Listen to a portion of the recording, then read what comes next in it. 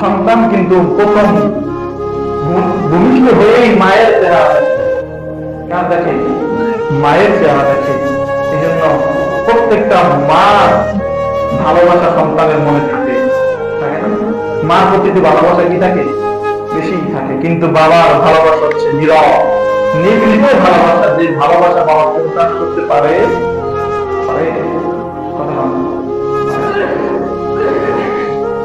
আজ পর্যন্ত আপনি বলতে পারবেন না আপনার বাবাকে বুকে ধরে বলছেন বাবা আপনাকে আমি অনেক ভালোবাসি।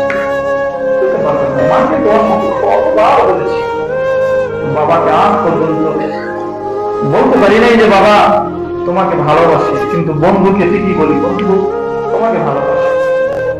বাবার ভালোবাসা হচ্ছে ভিতরে উচ্চাপা ভালোবাসা, যে ভালোবাসার পরিমাণ কেউ দিতে পারবে না।